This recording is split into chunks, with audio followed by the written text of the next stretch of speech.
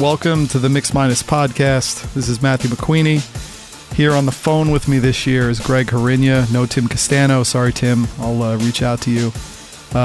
Greg is the NBA columnist for Axis.com and author of The 5-Year Plan, The Nets' Tumultuous Journey from New Jersey to Brooklyn. Greg, what are we, in year 8 now?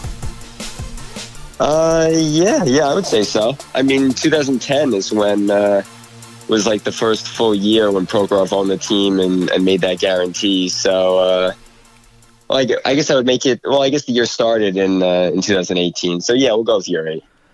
So it's pretty interesting. I mean, it looked really dire. You know, it had its moments, and I have to be honest. I found myself watching the Nets this year. We'll start right there with the good old Brooklyn Nets. They were sort of the Thomas tank engine that could. They played above themselves. They ended up 42-40. They got the 6th seed, which is it's not the 8th seed. You know, I mean, it's a pretty nice seed, and they were above 500. I mean, I think overall, seeing the development of D'Angelo Russell, seeing what they were able to do, overcoming different levels of adversity, and I think ending the season as they did. When you looked at, like, I think it was the final maybe 10 or 13 games, it was like the most brutal schedule I've ever seen, with the road trip and with the hard games, and they overcame it, and here they are. I mean, there's a lot of positives to be had from that. Yeah, and the big thing about getting the 6th seed is that you stay away from Milwaukee in the first round, so you at least give yourself a puncher's chance in the Eastern Conference. But you said it. I mean, they played great all year long. I mean, they started off a little slow during the beginning of the season, but ultimately, after Caris LeVert got hurt, D'Angelo Russell really found himself. He embraced that role that he was thrust into. I don't know that he would have had quite as much responsibility as he had otherwise, because you would have had LeVert handling the ball, Dinwiddie handling the ball. So, I mean, he was really the guy for most of the season, and he proved himself. So here they are, thanks in large part to him. Yeah, it's really been exciting to watch when he's had his moments, too, because I think when he was traded here for Brook Lopez, it's kind of funny the way D'Angelo Russell being traded from the Lakers with Mozgov to clear the space was sort of like the Knicks trading Kristaps Porzingis with Tim Hardaway Jr. to clear space, and you hope that it doesn't come back to bite the Knicks in kind of a similar fashion, which my gut is it probably will, unless they get these players. But for the Nets' point of view, I mean, they're really playing with house money in this series against Philadelphia. Philadelphia is kind of a funny team. I mean, this vaunted starting lineup, which is sort of it almost reminds me of that Brooklyn team from really the crux of your book, when they built everything up, and they had Paul Pierce and Darren Williams and Joe Johnson and Kevin Garnett, and it was almost like, okay, you patch this thing together, this could be a real team.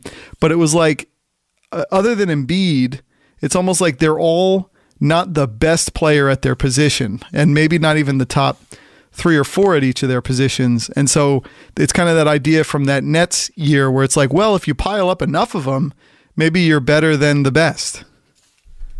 Yeah, and I would say that the guys on this team are a little younger than, I mean, not counting J.J. Redick, but, you know, the main players are a little younger than the guys that are on that Nets team. But it's a point well taken, because they do have a lot of guys who need the ball. You know, the Nets have a pecking order where you know that Russell is going to be the one that's driving the offense. Here, there's a lot of different guys who are going to want their shots, and they really haven't had that much time together. I mean, maybe 10 games. I think it's actually 10 that they actually played together. Okay, I was going to say 14 or 15 games, but I mean, you know, in that range where it always seemed like there was one guy out. Jimmy Butler had a sore back or a sore leg, and Embiid's had his injury problems, and they were resting him, and his knee and his back, and I think Simmons was sick for a game or two. So I mean, it was always like they were cycling guys in and out. So I mean, if you're the Nets, you kind of hope that they don't really have it figured out, because I mean, the Nets have it figured out. The Sixers have a lot more talent than the Nets do, but just because they have more talent, you could make the argument that the Nets are a more cohesive unit. So it'll be interesting to see how talent meets up with style when they meet up on Saturday. It's kind of a weird mismatch of talent, though. Like, it's a lot of really good players, but you almost wonder, it's got an I go, you go feel to it. I mean, the Sixers team from last year was kind of magical. You know, they were, 25-25 at one point, and then they just finished on an unbelievable streak to get to, I think, 52 wins. And you thought, oh, there's something building here. And then they ran into it against the Celtics, where it was like, whoa, are they running into a wall? Like, I often wonder with Embiid, the game comes so easy to him that it's almost like, is he taking it seriously enough? And I think he loves it, and I don't mean that he's like dilly-dallying, but it comes so easy to him that when you get into these big moments, he almost looks like he's kind of just skating out there a little bit in the big moments. Yeah, it'll be interesting too. And there was also a report today, I don't know if you saw, that Elton Brand was saying that he was optimistic that he'd be able to play in game one. So, I mean, it didn't really give me a lot of confidence either. So, I mean, if he's playing, if he doesn't seem to be going full throttle, you wonder how much his knee is bothering him.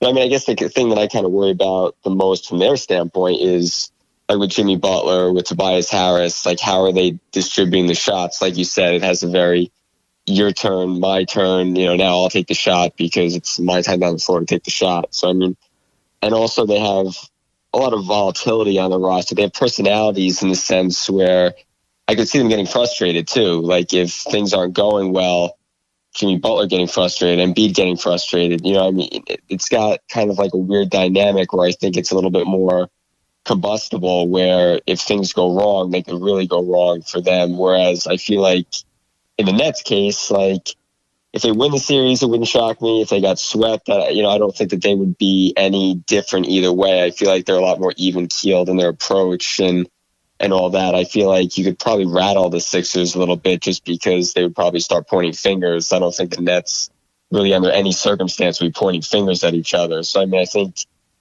if you're Brooklyn, you kind of hope that it goes that way, that you frustrate them early and then maybe you get into that situation. Yeah, I mean, for the Nets' purposes, you almost want them to get, even if they're down 0-2, you want them to get that game 3 where they're up big and, you're in the fourth quarter and they're playing all the songs they always play on the system and all the fans are pumped up, and it makes you think, you bring it back to 2-1, it makes you think you're still in this series. You almost want them to at least get that moment to put a cap on this really somewhat improbable season.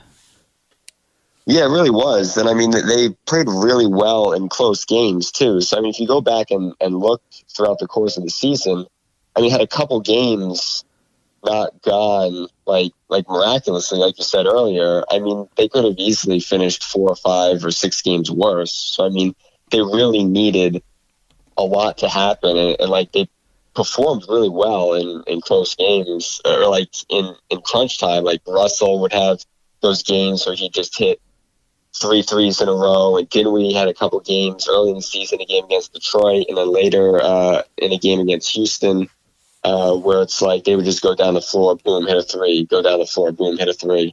Russell had that game against the Clippers, which they actually wound up losing, but I mean, it was the same kind of thing where they were down by 10 with like 1 minute and 5 seconds left, and they came back to tie before Lou Williams hit a 3 to beat them. But I mean, it's like they really never went away in any game. Like, you never really felt like they were out of it, just because like they kept attacking and attacking, and I think that's their hallmark, playing hard. You always know that you're going to get that. I mean, I guess the question is, now that you're in the playoffs, you would assume that every team you're playing is going to be playing super hard.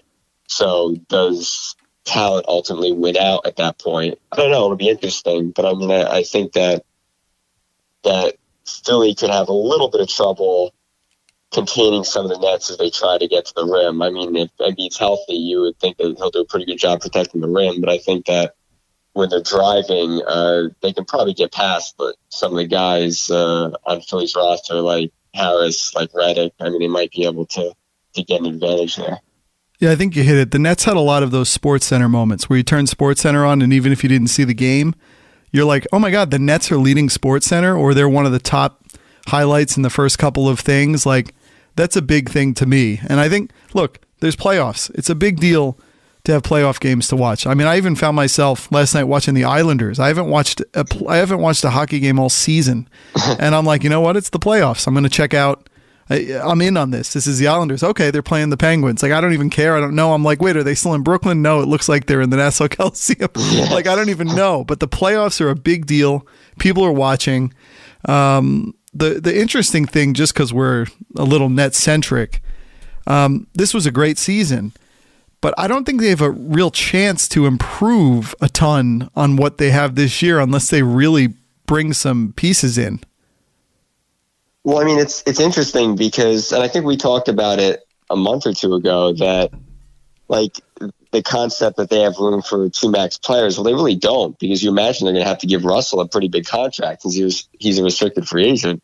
So, I mean, even if they give him like that Oladipo, Miles Turner contract where it's like 4 years, $80 million, like that's still a substantial amount of money. And, unless they get creative, and they might be able to move Alan Crabb's deal off the books, they'd probably have to use one of their first round picks to get some other team to take him, in which case they'd be able to do a little more maneuvering.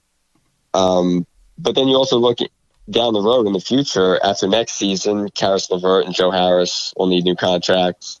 Season after, Allen will need more money. I mean, I don't know how much you commit to this core, in the sense that what is this core's ceiling? Like, you obviously want to add talent around Russell.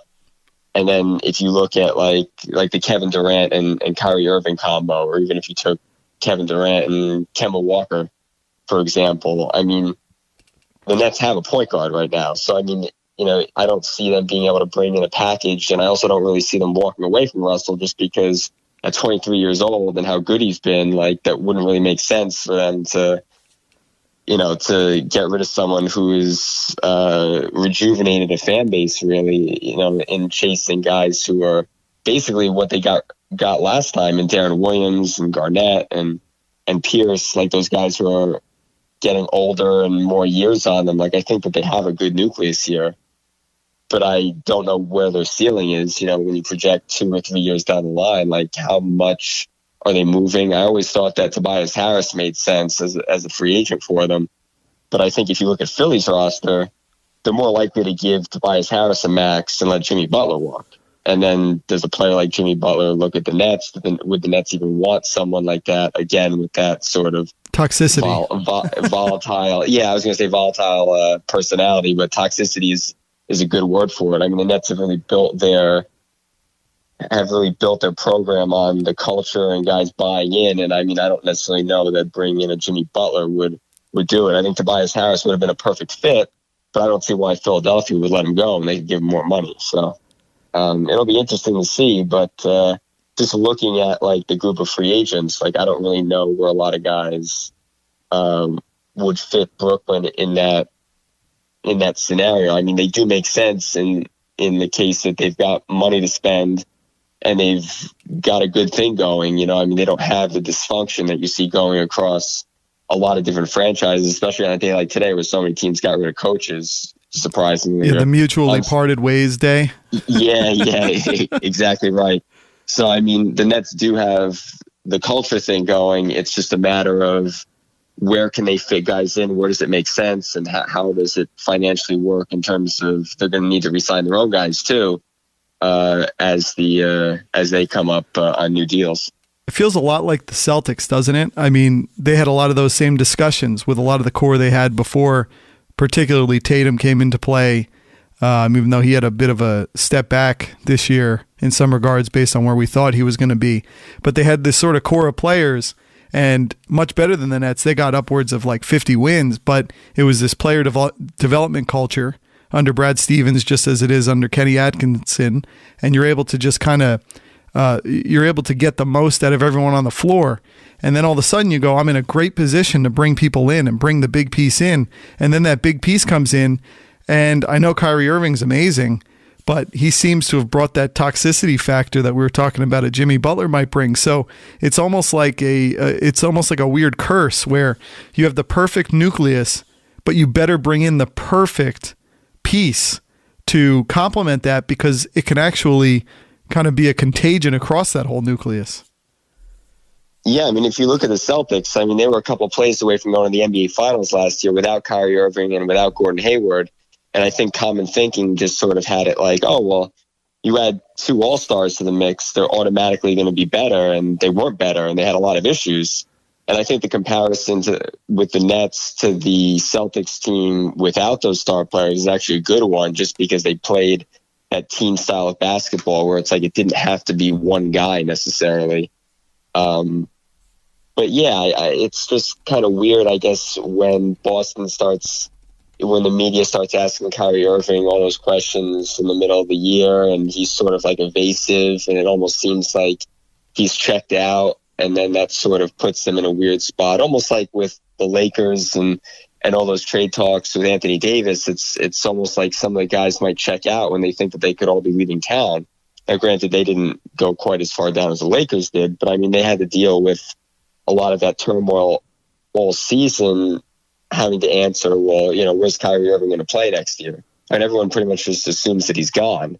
So it's kind of an interesting dynamic that here's the guy who's leading them in the playoffs, and pretty much everyone's just already figured that he's going to go to the Knicks next year. So it's, like you said, it's the toxicity of a situation where it's like with the Nets, everybody sort of has their own role, and they've embraced that role. And I feel like in a team like Boston, now that you add these stars into the mix, they don't really know where they fit in the pecking order. Take a guy like Jaylen Brown, for example. I mean, he was bordering on like stardom last year in the playoffs, and this year he's coming off the bench and he's basically like a bit player. So I mean, his role was a total 180. So I mean, adding more talent doesn't automatically just translate to being a better team. In the case of Golden State, it did, but in the case of a team like Boston, it did.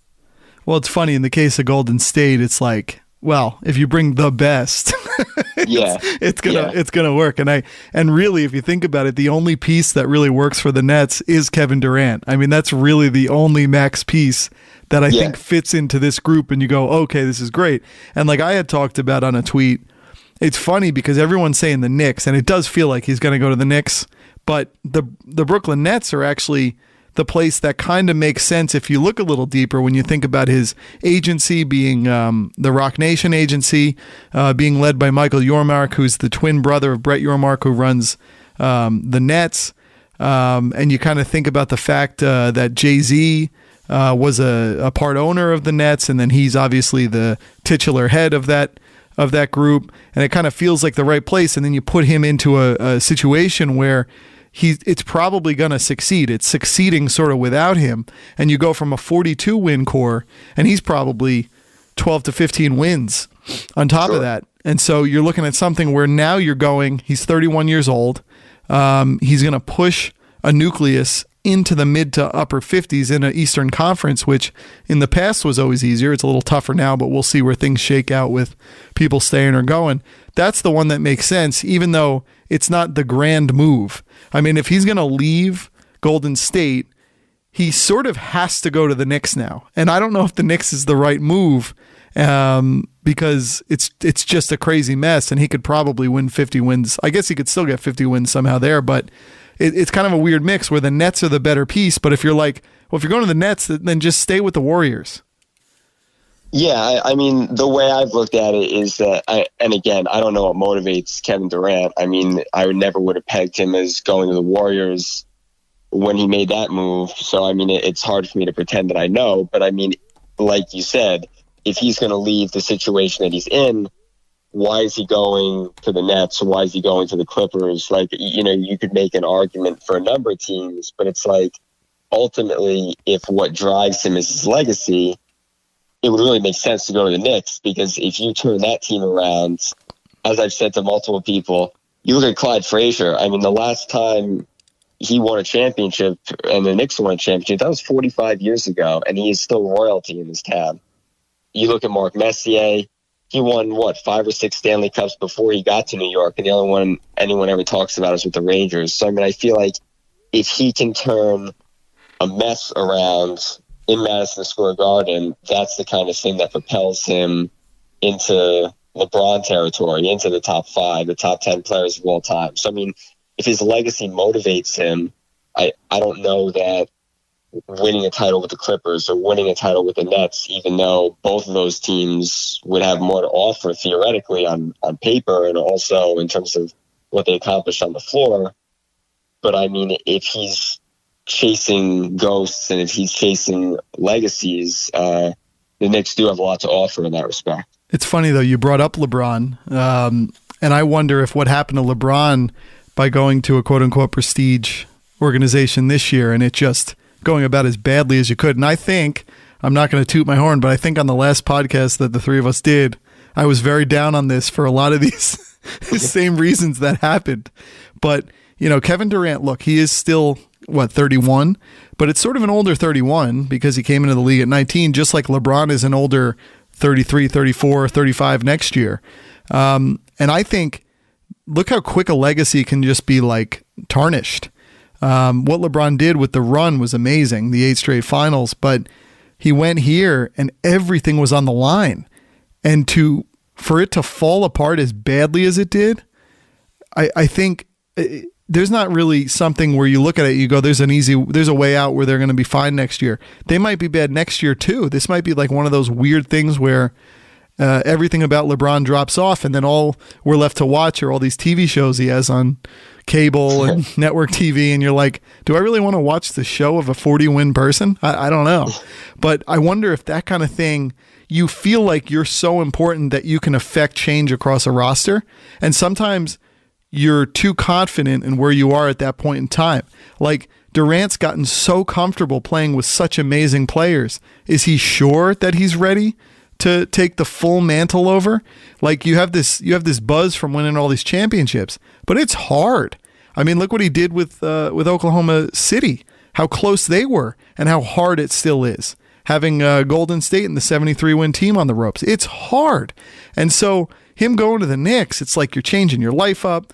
It really feels like LeBron going to the Lakers is the same as Kevin Durant going to the Knicks, where they're moving their offices there a year ahead. And you're like, all right, I guess if it was telegraphed for LeBron, I have to say it's telegraphed for KD.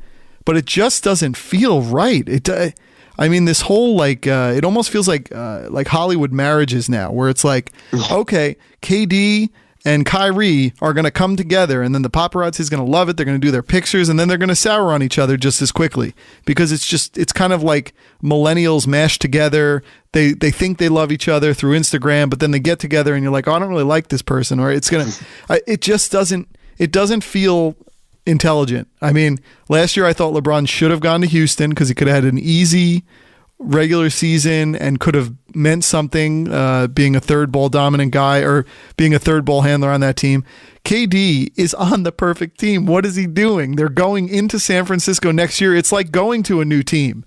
They're going to have this amazing arena. And look, he still has to leave before we can criticize. But sometimes I think they think way too hard about what means to their legacy. Because if he goes to the Knicks and they're like a 7th or 8th seed, which could be for years, and then all of a sudden Kevin Durant is like 34 coming into the league at 19.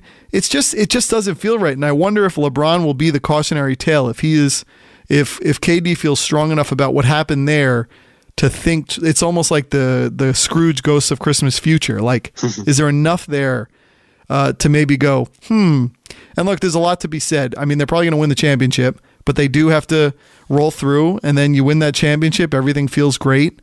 Maybe he just, and then he has that, when they're doing their parade, he's like, I think I'm going to come back another year. Like, he should just keep coming back 1 year at a time. Who cares?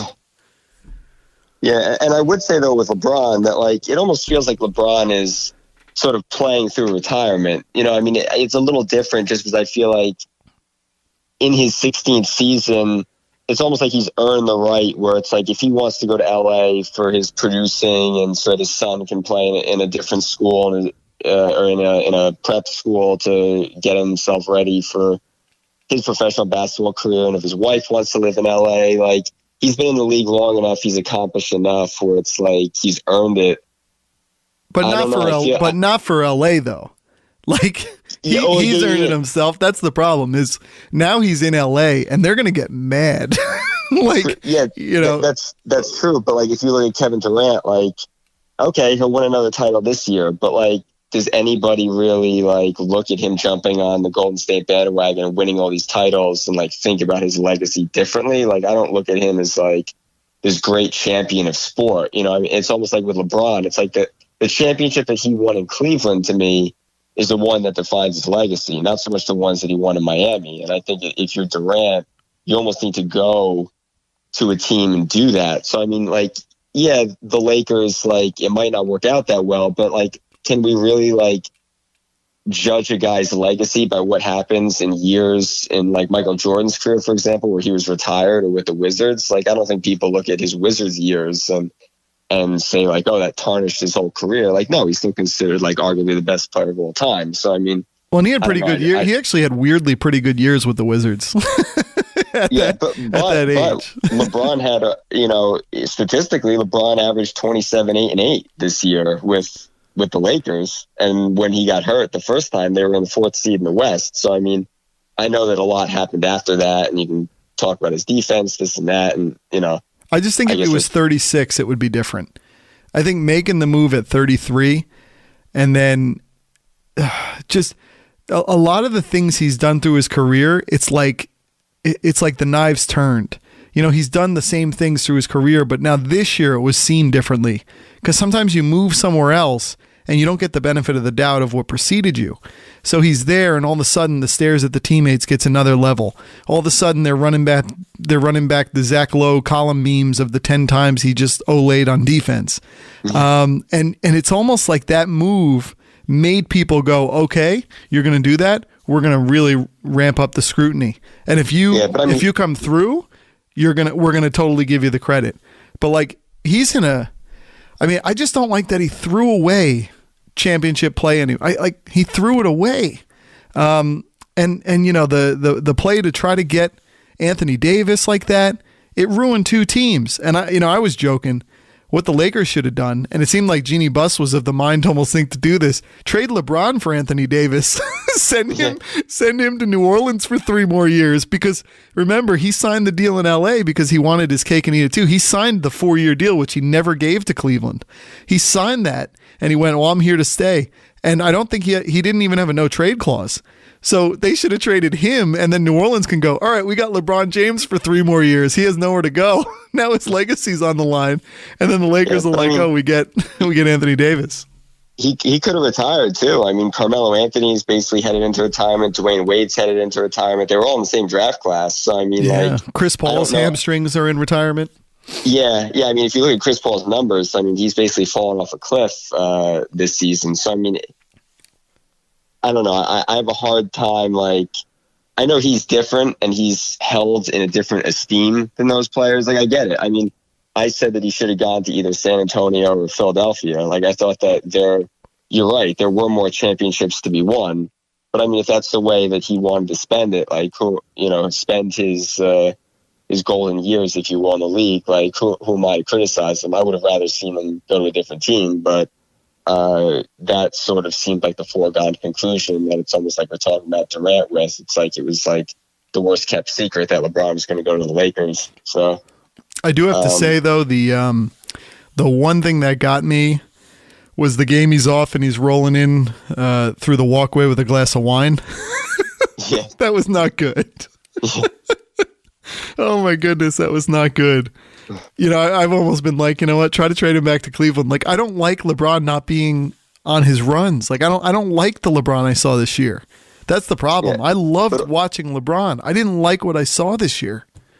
But also the thing that everyone points to with the defense, like, that's what's going to happen when you're playing a guy who's been in the league 16 years and you're still trying to play him 42 minutes a night. Like, it's not going to work. He's going to have to take plays off somewhere, because you can't get playoff LeBron from when he was in his 6th or 7th season in year 16 on a bad team with, playing 42 minutes a night. Like, it's not going to work. And I think people forget that. Like, yeah, it's easy to cherry pick the possessions where he was out of the play. And I mean, there was one possession, and I saw a scout posted online, like, there was that one defensive highlight where Kuzma, like, shoved LeBron towards a guy on the 3-point line to contest him. Like, yeah.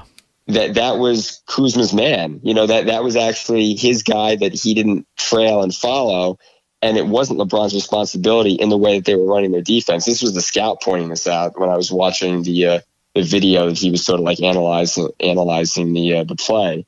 But I mean, it's like stuff like that looks bad, but I mean, like, that play wasn't his fault, but it blew up on social media that, like, oh, he he's so unwilling to play defense that his own teammates have to shove him into doing it. Like, no, Kuzma was the one that was at fault on that play, but that doesn't make a good story. So. No, people really pile on. I mean, to be fair, Kuzma did help him when his necklace fell off that time, and he put the necklace back on when they were out. I think he got caught in the glass of wine there. But yeah, no, it was just a shame. I just didn't like what it did because I was all in, especially last year. Of all the years, I was so in on that LeBron James run with the Cavaliers. He got them to 50, and just the most hard-fought run through like a not amazing Eastern Conference with Jeff Green hitting big threes in a Game 7. I mean, and the Lakers on the and the Cavaliers on the cusp of winning a Game 1. I mean, who knows? And then if they played Houston, who knows? Like, LeBron is that important, and I just hate him being sidelined because you don't know how much more of even last year's LeBron there is left.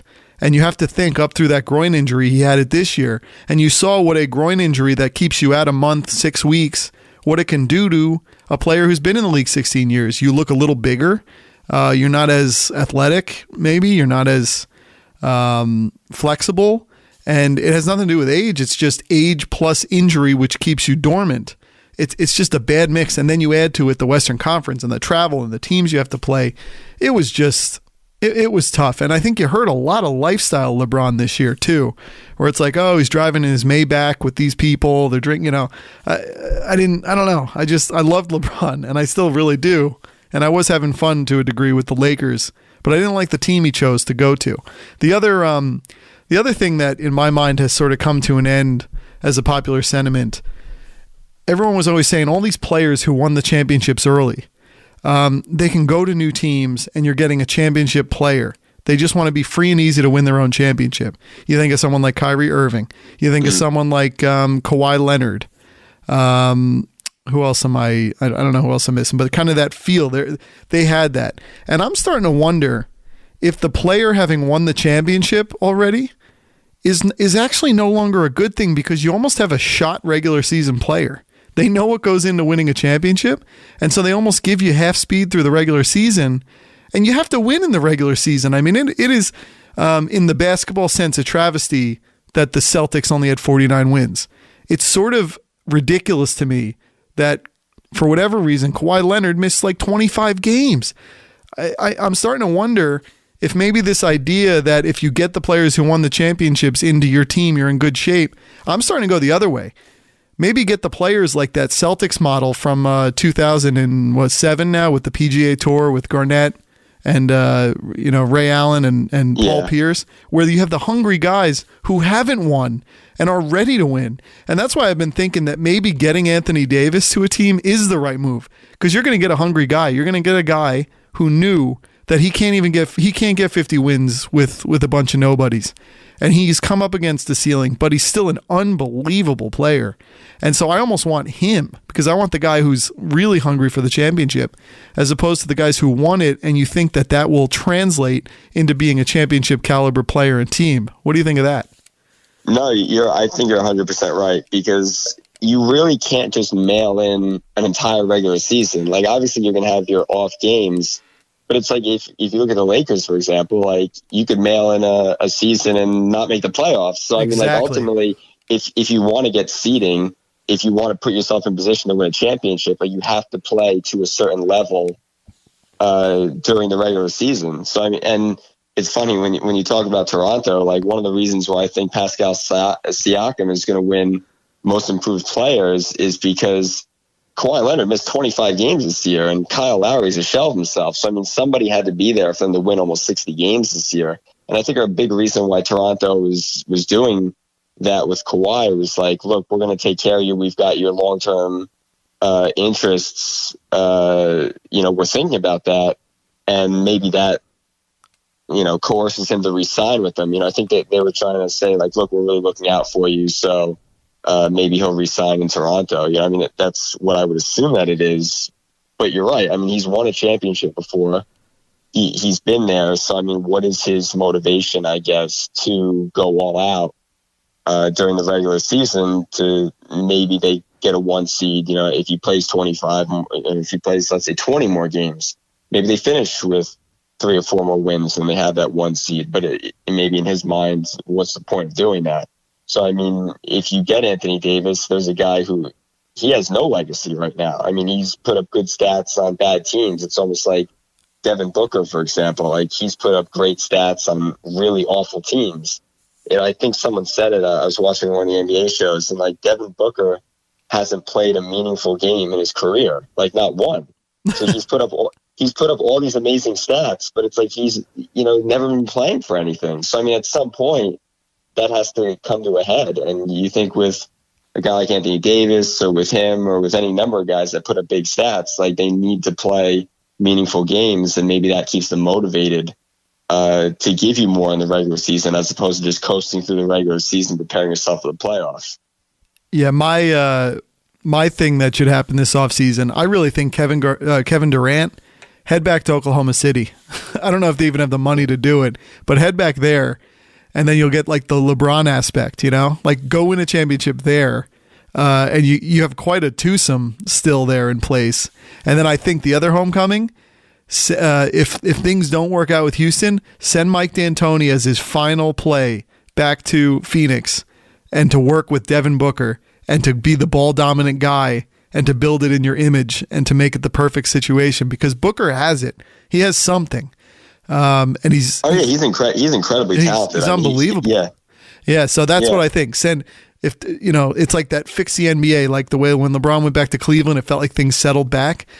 Durant go back to Oklahoma City, D'Antoni go back to Phoenix, where it all started. Devin seconds or less or something. Yeah, that's right. Nice. Did you come up with that? I did. Yeah. Back to what we were saying. I don't understand what's going on. I don't understand this Kawhi Leonard thing. I'm going to be honest, because one, like all these people who go, okay, Kawhi's in a good place. Why would he ever want to leave here? You know what? When he was healthy, I feel like he never won less than 60 games when he was with San Antonio. So talk about a guy who is, who's kind of like filled up on winning. He won championship. He was in the finals. They were deep into the playoffs. They were winning 60 games a season. What does he care if he's on a Toronto team that can also win 60 games? Like, he really is at the point where he should just go and live where he wants to live. And a lot of people say LA, but I really don't understand. I don't understand what Toronto was doing with him, because unless they have some more inside information, unless Nick Nurse and who's our friend who's the GM, what's his name again? Masai Ujiri.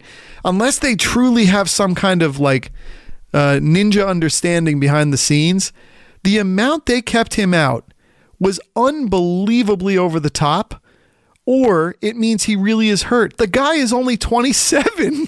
Yeah. Like, he's not Kevin Garnett on the Nets at 36. He's 27. I truly don't understand this level of the load management thing, because it's too much to be gone. So to me, they're either, this would be the ultimate Machiavellian thing. If Masai Ujiri was like, let's keep him out so much that it makes the people who might want to sign him wary that he's not all the way back. Because it really, I've never felt it as over the top as Kawhi Leonard with the Toronto Raptors this year. I never have. I've never seen this level. Because I don't think that there was anything wrong with him. I think he was completely healthy. I think it was all like preventative. Yeah. It was like, we're trying to protect him, but we don't really know what they're protecting him from, because theoretically he was healthy. So that is really an interesting storyline, I guess you could say. Well, I don't think they're going to be resting on the playoffs. So. No, and they're playing like Serge Ibaka and Kyle Lowry. They're playing guys who are in their like 30. I mean, Serge Ibaka might be in his 40s. But the funny thing is, I saved it on YouTube. Did you know that Serge Ibaka has like this YouTube show, this TV show where he dresses up as like a cook, and then it looks like he has teammates at the dinner table with him, and he has a 25-minute episode with Kawhi Leonard that just got posted today. So I really, interesting. No, I didn't know that. I guess I have some watching to do after we're done. I really want to see that because it looked interesting, and he apparently asks the question.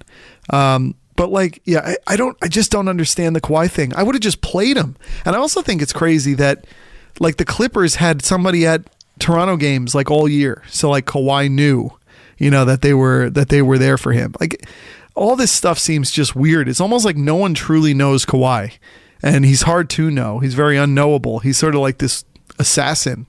But yeah, I didn't get it unless they were trying to make his value appear less, even though they'll pay him everything. But then you're like, do they really need to pay him everything? Because they look pretty good without him too. I mean, we'll have to see how the playoffs go, because if he becomes playoff Kawhi, I mean, I think they're going all the way to the finals. And the other thing, a very slight thing that people don't bring up, or at least I sound like Mike Francesa because people are bringing it up, but it's like, no, people aren't saying it. The fact that Golden State mailed it into the level they did this year by not even getting the amount of wins they had last year, which was one more win, and it's an insane thing for them to have high 50s wins. It's almost like spitting on the game for them not to have at least 62 wins in a season. It's absurd. Like, what's the point of playing? But by doing that, they won't have home court advantage, I think, if they play either Milwaukee or I think Toronto. I think when I was looking at the standings, let me make sure here. So Toronto's got 58, and Warriors have 57. So that's brutal, because a lot of the dominance that we've come to perceive about Golden State is because they're beginning the finals at home, and those first two games are like bloodbaths, and then all of a sudden you almost have the feeling that the series is over, even though it hasn't left Oracle in the last playoff here at Oracle. But starting on the road, we might have a different feel of this team, just like we had a different feel when they had to start on the road against Houston. Right? They look like a different team, and they were able to overcome that. But that right there, the fact that they weren't playing to make sure that they had home court in the finals, to me is just like a really bad mark on the team. And maybe some of it has to do with the uncertainty around some of the guys and whether or not they're going to be there. I mean, if you look at Durant over the past 2 weeks, there were games where he was only taking 9 or 10 shots in a game. It was almost like they had guys who were checking out of the games, even though they're actually playing in the games. So speaking of Francesa, and I mean, again, he's, I think, said this every year, but I mean, as far as being the last year for the Golden State dynasty, in terms of when they signed Cousins, that was the sign that they were going to go down a bad path. So, I mean, but they do. I mean, they've got 3 guys who can all leave. I mean, if they so choose. I'd imagine Thompson's going to come back, but you're right. I mean, in a league where there are only 5 or 6 elite teams, for them to lose more than 20 games in a season is pretty shocking when you imagine if they're starting 5 All-Stars, basically, especially after the All-Star break when Cousins started playing. So, I mean, they're loaded to a level that we've never really seen before. So, I mean, for them to lose that many games, you put it perfectly, they mailed it in, and we'll see to what extent they can turn it on, especially if they have to start a finals on the road in Milwaukee or Toronto. And odds are one of those teams is going to be in the finals. Absolutely. So let's go through some of these. We talked Nets, Sixers. I mean, the Sixers are going to come out with that. I just hope that the Nets get the win, hopefully in Game 3, where it makes you feel like the series has a pivot to it. Are you thinking 5 for that too? I would say 6, just because I think that the Nets can push them, and I think that they do have some advantages in that Philly. Again, I think that, I don't know if I said it on this podcast, but I've said it all year, the Nets have a huge advantage at coach. I'm not a Brett Brown fan at all. And it seems almost like every game, even if you look at the Golden State game that was on national TV when Philadelphia was playing Golden State, they made some just awful, brain dead mistakes at the end of that game. And it's with all this talent, and with how long he's been the coach of that team, these are rookie coach mistakes. Atkinson evolved over the years to a point where he's pretty solid at the end of games. In the beginning he wasn't, but I mean, it's you grow as a coach, and I just don't know that I've seen that from Brett Brown. So I mean, I think that the games will be close, and I think that would play to the Nets' advantage. And I also don't know about the health of Embiid, so I mean, I assume he's going to play, but how healthy is he? I don't know, but I'll still say Philly in 6, though. Milwaukee, Detroit, not a great series. even if Blake Griffin is healthy, because he's got some knee issues now, which is a little troublesome with a guy who's had, I think he had microfracture, right, back in the day? Yeah, I believe you're right. But I mean, first off, before talking about the end of their road, you got to give some props to Detroit for getting back to the playoffs, and I think you got to give some props to Blake Griffin for. I know it's Eastern Conference. I know it's an 8th seed, but he had a tremendous season with some especially tremendous games, having to go from really the life in LA to living in Birmingham, Michigan, year round. There were some moments early in the season where you're like, okay, maybe they're going to be a 4 or 5 seed here, and I don't think it's his fault that they're an 8th seed. They're a weird team, but he did a really good job, I think, and hopefully he can play in this first round the full time. Yeah, I think that he had a great season. I mean, he's probably going to wind up on an All-Pro team when it's all said and done. Over LeBron? Quite possibly. Because, like you, I think a lot of people are down on the year, and I mean, you look at the way the Lakers played. I mean, you can see why they're down on that season. So, I mean, the fact that Griffin got into the playoffs and he sort of had to transform his game too in terms of like shooting 3-pointers. Like, he didn't just become like a guy who took threes. Like, he became pretty proficient at taking threes. So, I mean, I think that he should get a lot of credit for that. But in terms of this series, I think it's going to be a sweep. So I don't know that any of the games will be close really either. Yeah, the only thing with Milwaukee is they got Budenholzers, right? So Coach Bud took a pretty, I mean, I'm not going to say mediocre, an above average roster in Atlanta and turned them into a 60-win team. I mean, when you go back in time now and look at that roster, you go, oh, they are pretty good. Yeah. You know, they had a lot of players who have done a lot of things before and after. But in that point in time, they got to be a 60-win team with, in essence, Kyle Korver as their best go-to player. Yeah. That is not the case here, but I don't think the rest of the roster is anywhere as good as the rest of that roster was. So to me, this is a lot of Giannis, and this is a lot of Coach Bud making these players be the best version of themselves they can. But I'm not enamored with this roster, and I think it's not that different than the roster that went into the playoffs last season.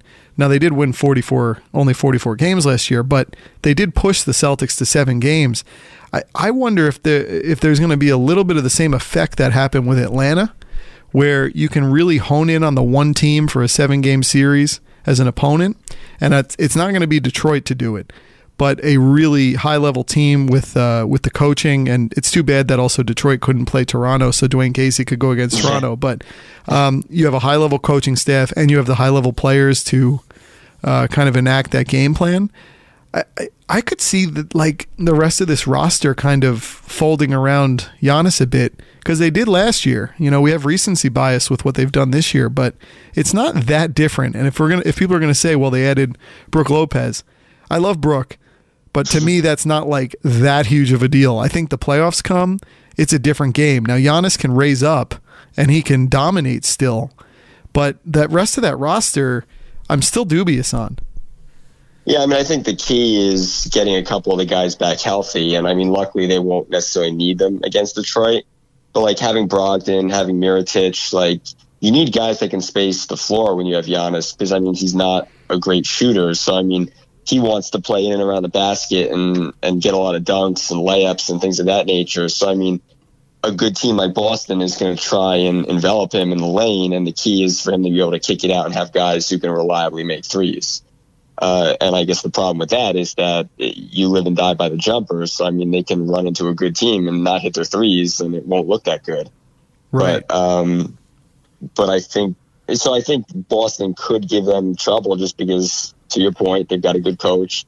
They've got good defensive players. I know Marcus Smart's probably not going to be there, in the second round matchup, but they still have some guys who have some length who could make life at least a little difficult for them. And then it's going to come down to, can Chris Middleton make shots? Can Eric Bledsoe make shots? And Eric Bledsoe did have a really good year this year. I mean, but again, that's because when you play next to an MVP, you get looks that you're not going to get otherwise. So, but those guys will have to perform. And like you said earlier, I could totally see Toronto winding up in the finals.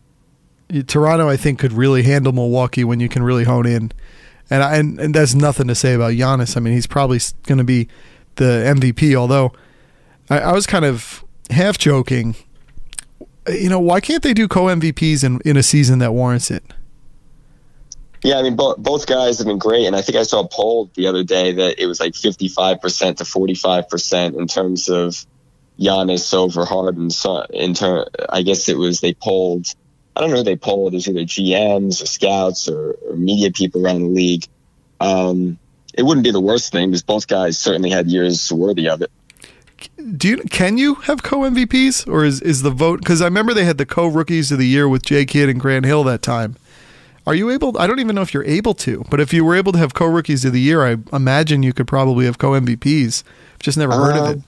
Yeah, I'm not sure. It's never come up before, so but I'm actually not sure. Yeah, I just feel like of all the years, both of those guys should have an MVP trophy in their if people still keep their bureaus around. But yeah, I mean they're gonna handle Detroit. I don't think, especially coming in off the year they had, off of what happened last year, they're gonna want to clean up in round one, and they're gonna want to get guys healthy and to not continue series. So I think it's gonna be pretty stark how quick that series probably goes.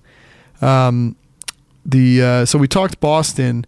This is a tough series. It would be a different story if Oladipo were still around, and I know Indiana still continued to play at a high level even after the head of their team was sort of cut off like the chicken running around. But the only reason the Pacers could give them a hard time is if Boston is still in kind of their regular season malaise and they carry that into the playoffs. But if that happens, then this is just an NBA TV special series for me. I don't even want to watch it if Boston's not going to show up in these playoffs. Yeah, I mean, I think it's 4 or 5 games for Boston. I just think Indiana's run out of. I think they're on fumes. I think that you're asking guys, basically guys who are on the Nets when they were like at their lowest point in Bogdanovich and Thaddeus Young, to basically be like some of like the lead players on your team. I think it's asking a lot for Bojan every night to be their best player. And when you look at their roster, like Turner's a good player. He's a good defensive player, but he's not like a dominant offensive player. I think they're going to have a lot of trouble scoring points because they're going to focus in on Bojan, and you're going to need Darren Collison. You're going to need Tyreek Evans. You're going to need guys like that to score points. And like, I don't know if you can consistently rely on them to give you 15 or 20 points a night to get you to where you need to go. I think that they're going to have trouble cracking like 90, 95 points. I think so. Yeah, it should be Boston. If it's not, it's like not even a series you really want to be watching because it's bad news. Yeah.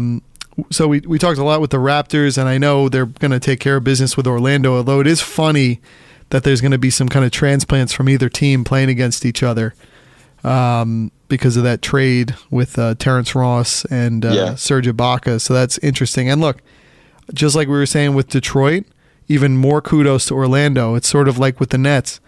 How Orlando got here, amazing run to finish things off. And this is a team that has underachieved year after year. And here they are, at least in the playoffs at a 7 seed. And I think it'll be interesting to see Aaron Gordon play in the playoffs as well. Yeah, and I think they finished the season on a 22-9 run, if I'm not mistaken. So they played great going down the stretch. Steve Clifford, I thought, did a great job because, I mean, he's a guy who sort of had to remodel his style too. I mean, they shoot a lot of threes, and a lot of that's the personnel. I mean, Terrence Ross leads the way, gunning from downtown. But I think they can push them a little bit. I mean, there's no way that, in my mind, they're going to win the series, but I mean, that they can at least make some of the games interesting.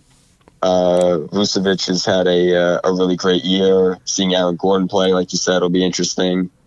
And Terrence Ross against his old team, that'll be fun too. But ultimately, the Raptors, which is a better team. So we go over to the Western Conference. We talked a lot about the Golden State Warriors.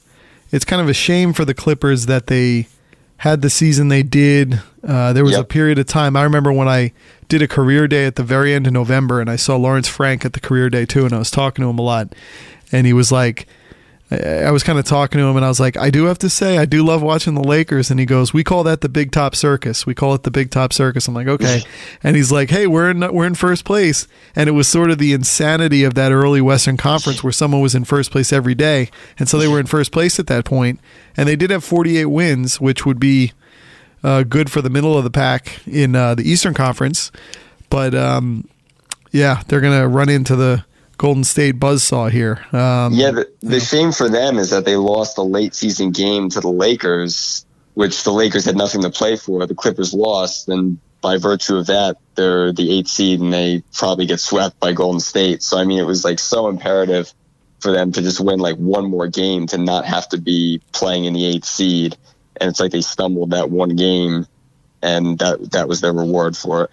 Yeah, they would have had a better series for themselves against Denver, who were, just finding their way into the playoffs here with this group. They would have been able to maybe steal one or two potentially. Yeah. But I think Golden State's going to take care of business pretty easily because, much like we said with the Celtics, if they don't now come into the playoffs and go, okay, here's our season, almost like those late 90s, early 2000s Yankees where they just roll in and, do what they have to do in the regular season, and then all of a sudden they turn it on. If Golden State doesn't turn it on now, when you think of Boogie being there, when you think of this maybe being it for Kevin Durant, and when you just think of Steph and Clay just being there, I mean they're just still the most ridiculous team in the history of the sport. It's like, oh my God! So they're gonna take care of business. The 4-5 there is Houston, Utah, which is a true basketball fans kind of series because Utah is kind of as good on defense as the Rockets are on offense, and they have a really good scheme. And they're the head coach there has sort of found his way as kind of a failed college coach, and he's just very quietly created just this really nice team out there in Salt Lake City. I mean, I still think Houston's got this because even early in the playoffs, James Harden's going to have plenty of bandwidth to do what he's been doing all season, and then with the breaks and how long the first playoff round goes, I think they'll be fine. Donovan Mitchell's been a little quiet this year, but they still did get 50 wins, and his numbers are still good, but he didn't seem as loud as he did last year. And I can't tell you I watched a ton of Utah. You just sort of have a feel of who they are, and sometimes you don't feel like you have to watch them. At least that's my excuse. Yeah, I mean, I saw him play a bunch of games, not just against the Nets, but I don't know, maybe 5 or 6 or 7 games or something like that. But I mean, the way they play defense is unbelievable. But I think where they're going to struggle is they're going to struggle to score, and Houston is going to get their points. And I think that Utah is more likely to go into some of those lulls offensively, because if Donovan Mitchell's not scoring, Joe Ingles is a pretty good creator, but I mean, Rudy Gobert is not a shooter. Derek Favors isn't like a huge offensive player. I mean, then you're relying on like Jay Crowder to be like a big source of offense for you. So, I mean, I think ultimately Utah's offense will be their downfall, but I mean, they are so good on defense that I could see it being a longer, like, competitive series, but I would still imagine Houston will win. I was shocked reading today what a high-level rim protector Derek Favors has become. Oh, yeah. If you look at, like, his metrics, like, all the analytics that they measure guys by, like, the percentage that other bigs shoot, like, at the rim, like, when he's contesting, like, he really is a top defensive big in the league. And I've always thought that, like, he would be, like, the perfect guy to play on Golden State. Oh, yeah. No, that's totally true. Just because he's a good screener, he's good on defense, and he can make the occasional outside jumper. So I always thought that would be interesting. Yeah, almost like a bigger, like David West with less of an offensive shot. Yeah. And younger. He's still so young. It's crazy. It's funny with the Rockets. You kind of feel, I mean, they don't have the wins they did last year, but because of how badly they started, you just automatically kind of by default feel like they're not that good this year. And I think they might be. And I know that there's like this feeling like, oh, well, Ariza's not there anymore. Mbah Mute's not around, even though he was like more of like a magic talisman than he really was even a player. It was like, oh, they had Mbamute. And so I'm having trouble deciding in my mind, are they really that different coming up against Golden State this year, if and when that happens, than they were last year? Home court's a big deal. Golden State now having that, I think, tips it emphatically towards them. But I wonder if they still have what they had last year in order to take Golden State on and be, maybe 80%, 90% as competitive as they were last year. I mean, ultimately, it's going to be how healthy is Chris Paul and how much can he give you? Because, I mean, we know that they were competitive to a level with James Harden. I mean, they were pretty much on the cusp of winning that series had Chris Paul not pulled his hamstring. And, I mean, again, he is a year older at this point. But, I mean, it's really going to rely on Capella, on Harden, and on Chris Paul. And they're going to rely on them for the bulk of what they're going to need against Golden State. I mean, I wouldn't pick them in a series against Golden State, but I mean, I certainly think that they can push them. Well, it's kind of fun how much the players they got in season, which is always an underrated story, kind of how much those players have affected the team. It's almost more of like a baseball thing that happens than it does a basketball thing, where you actually get impact players off of the scrap heap. Yeah, and if you look at their roster, like they really got a big lift from Kenneth Faried when Clint Capella was hurt. So, I mean, there's a guy that they got, Amon Shumpert. I don't know what kind of role he's going to play in the playoffs, but I mean, like you look Austin at Rivers. Yeah, Austin Rivers actually played really well for them when like half their roster was hurt, and it was basically just James Harden, Austin Rivers, and like a bunch of G League guys like Donnell House. I mean, it was like a really interesting dynamic during the season, and like PJ Tucker would be playing power forward and taking like 2 or 3 shots a game, and he was just out there to be like that defensive stopper. So I mean, it's interesting. I mean, they still have a great roster. I mean, PJ Tucker will factor in prominently on defense, not so much on offense, but I think Chris Paul is going to be the wild card for them. Really will be. This is actually a real fun series. Portland and Oklahoma City. Oklahoma City swept Portland, I believe, on the season series 4-0. And Oklahoma City looked like they were going to be like a mid-50s win team, and they really fell off. It's always my pet peeve when a team doesn't get to 50, even when they get to 49. Like, to me, it means that they're just not going to make it, because it's like 49 win teams just don't make it to the finals unless there's like a reason, unless like their best player was out for 35 games or something, and they really are a true like 60 win team. But I don't like that happened. I know Russ's like player usage has fallen off a bit on purpose in a good way, and Paul George just like came out at a level that we've never even seen him, even before the horrific injury. But then there's some talk that his shoulder's a mess, but it's hard. You don't know what to believe, because when you see the guy play, he looks like himself. And then you kind of look at their roster, and it's still a nice roster. They should be better than last year. They have a lot to overcome from what they did last year, but people can blame Carmelo and the mix and whatever. Mm-hmm. And then Portland, they did get over 50 wins. They had a really nice season after being embarrassed in that sweep in the first round against New Orleans. And I would have said with Nurkic in place, they would have been really formidable. But he, of course, went out in the Nets game, right? Wasn't that the Nets game? And then just one of those horrific injuries. Yeah, it was in the second overtime against the Nets. Yeah, second overtime. Now, granted, they got Enes Kanter there, who has filled in admirably, which he always can on offense, but defense is going to be the really bugaboo for him. And then, as I was reading, it's really interesting because he spent quite a bit of time with Oklahoma City, so they sort of know him really well, and they probably know how to beat him up from like inside baseball practices and everything. So I think it's a toss-up series when you look at it. I mean, really, Oklahoma City is the 6th seed here, but they really should beat this Portland team. I mean, it's not a good sign if they can't, but the Portland team is still really good, and this is actually a perfect matchup for them, whereas last year's New Orleans matchup was a horrific matchup. Yeah, without Nurkic there, I mean, I guess I'd want to lean towards Oklahoma City. And I mean, it's a series that Oklahoma City's really got to win. But I mean, like you said, how healthy is Paul George? I mean, I feel like I've been hearing about his shoulder for like the last month or so.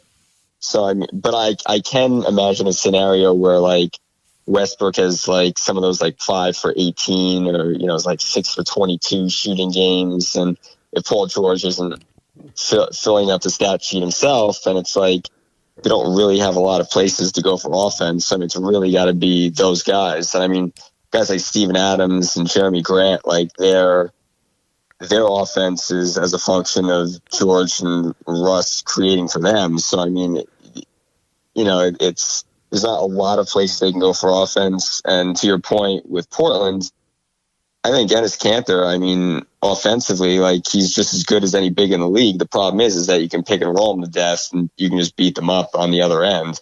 And there's always that famous, gif of Billy Donovan talking to his assistant and saying, "Can't play Kanter," and when he was on Oklahoma City, you could read his lips and he was shaking his head and said, "Can't play Kanter." So, I mean, it's, that's going to be the problem. I mean, you've got a bunch of guys on Portland, a bunch of big guys like Myers Leonard and Zach Collins and Enes Kanter who can like all do something really well. But it's like with Nurkic, you were getting like the really good offensive player while also getting someone who's good on the defensive end. And it's almost like you need multiple players to now fill that role. So right. Committees are never good in sports. It's always a bad scene when people are like, "We'll do this by committee." Yeah, but the reason why it's like you said, it's a toss up just because like they're both so reliant on jump shots. So, and not necessarily like threes. Like you're going to get McCollum and Lillard to like take a lot of mid-range jump shots. You're going to get Russ and Paul George to probably take a lot of mid-range jump shots. So, I mean, I don't know. I feel like... And I trust Portland shooters better, obviously. Yeah. Oh, yeah. I would too. But again, that Nurkic injury, like, again, you don't trust the committee. It's a jump shooting series. So, I mean, that one I think is a toss-up. I could easily see that going 7 games. Kanter was in the trade for Carmelo, wasn't he? He was, yeah. So isn't it funny that last year in the first round, Carmelo potentially beat them, and then this year it could be the guy they traded for Carmelo that beats them? That would be a lot of fun. And I wonder where Oklahoma City would go from there. I mean, it's just a weird situation, a weird misfit kind of team. If it falls apart there, they gotta kind of move ahead. And then last but not least, Denver taking on San Antonio. San Antonio with 2 straight years of like high 40s wins, and last year was for good reason. This year, they had all the players at their at their disposal, and they still got the 48 wins and had some really bad losing streaks. They've had some good runs of play. They're very inconsistent, but in the sense of getting 48 wins still, which is better than being 500. I still don't love high 40s, but it's still, what are you, like 16 games above 500 or something? 48 and 34. So 14 games. Yeah, it's really, I mean, that's a really good season. It doesn't really get you up if you're a San Antonio fan. And there's like no magic about this team. It's funny that DeMar DeRozan goes from being on like, he was a big reason why Toronto was a 60-win team, and then he gets traded, and Kawhi steps in, who didn't play for like 22 games, and they don't reach 60. But then DeMar goes here, and they get 48 wins. Like this is sort of the best of the DeMar DeRozan and LaMarcus Aldridge pairing. It's the best of what you could get. Is kind of a 48-win team. It's so uninteresting of a team. Yeah, it really isn't that interesting. I mean, it's like the kings of the mid-range, with DeRozan and Aldridge, you're going to get a lot of that. I mean, Denver is just so much more explosive offensively. But it should be mentioned that San Antonio did lose their point guard before the season started, DeJounte Murray, and so they kind of stumbled upon That's true. Derek White. I don't want to say stumbled upon him. I mean, they had plans for him, but I mean, he was thrust into a role that I don't necessarily think that they thought that they'd have to put him in this early, and he played really well. So I mean, I think that they've sort of got that going for them in their favor. But I mean, down the stretch of the season, like they're starting like Jakob Poeltl, and I don't know, like you're right, it's not like that interesting. Like I give Pop a lot of credit for putting them in a situation where they could even win 48 games. But I mean, I don't look at their roster and think like, wow, this is a team that could do some damage. So, I mean, I think he gets a lot of credit for getting them to that point. But unfortunately, I think it's gonna strike midnight for them pretty soon here. Well, that's bad news too, because Pop could coach up 2 wins here. Like, that's the part that's kind of scary. Like, I saw where Mike Malone said, he's got 5 rings and I got 1 wedding ring. Yeah. So he's coached up what looks like a really mediocre roster. Yep. With top heavy salary, above average players making elite money deals. He's coached this team up to be as good as it possibly can. Like, it's almost a coach of the year thing. But, like, the Spurs were boring when they were winning 67 games. When they're winning 48, there's just no reason to watch. And I was having some fun early in the season because I thought it was really nice to see what DeMar DeRozan was doing. Like, for a minute there, you were like, he is kind of underappreciated because he was making big shots in the early season. He was going to the hoop. He was confident.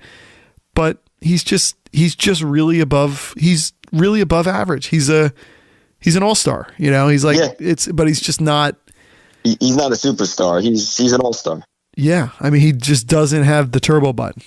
He's really good, but there's no way he's not going to catch fire from 3. I mean, he's just very. They're all just like, I don't know, not much fun there. So you really hope Denver goes on, as they should. That would be a real letdown if they didn't. But you know what? Good for them. Coming off of that game we were sitting here watching last year, where they lost in that play-in sort of playoff game, and Minnesota went on. And then you look at the divergent paths of 2 teams. Denver came back, and at one point were pretty much vying for the 1 seed. They fell off a bit from being a high 50s win team. Later in the season they had some issues. But you look at the divergent paths and you see where Minnesota went. Even though Minnesota won that game and went to the playoffs, you'd rather be Denver. Yeah. I think Minnesota is kind of stuck in the middle right now. Absolutely. So that's great. So last question, of the teams that didn't make it, who are you most excited about next season? The teams that didn't make it. In the Eastern Conference, I'd probably say the Atlanta Hawks. I think that they're pretty interesting. They're fun. And what if they get Zion? Yeah. I mean, they probably got 2 like pretty good lottery picks. They also have Dallas's pick as long as it falls outside the top 5. So, I mean, that gives them another shot to add a player to develop. So, I mean, I think that with Kevin Huerter, in addition to the 2 obvious guys in John Collins and Trae Young, like, they have like a really good nucleus of players to like build around, guys that shoot threes. And Trae Young was totally legit by the end of that season. Yeah. I mean, he just needed to like find his way a little bit. I think it's just the immediacy of everything. Like, after 1 or 2 games, it's like everyone wants a guy to be a star right away. And it's like, it's okay if look at how long it took Stephen Curry to become Stephen Curry. So, I mean, it's like, I think that you look at his rookie campaign, and I mean, he's a shoo-in for second in Rookie of the Year voting. So, I mean, I think that he had a great year, and I think you can feel good about what he's got going forward. Absolutely. In the West, maybe Dallas, depending on how Porzingis comes back next year, going alongside Doncic. I guess Sacramento's kind of interesting, but I can't believe they fired Yorger. Well, that was going to be my next point. Like, they were interesting, and now they're sort of like in limbo again, just because like you don't often see a team cleaning house like after like the best season they've had in a decade. So it's so weird. Yeah, that's definitely a weird dynamic. So, I mean, I guess I'd go with Dallas because they've got a good coach and they've got a couple like star caliber players in place.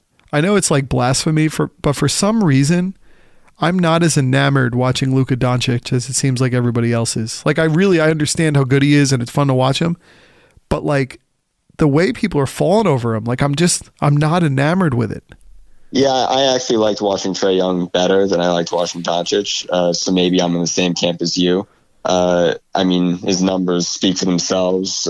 But the couple times that I watched him, like, I don't know that like he blew me away. I think that he had like moments, like almost like those D'Angelo Russell moments where it's like he would hit like 3 or 4 threes like on like consecutive possessions. You're like, oh my God, this guy's unbelievable. But then there'd also be games where like he would just like drift through the game sort of a little bit too. So I mean, he's crafty, but he's not, he's not electric. It's almost like he's a righty Tony Kukoc, which is like a great thing.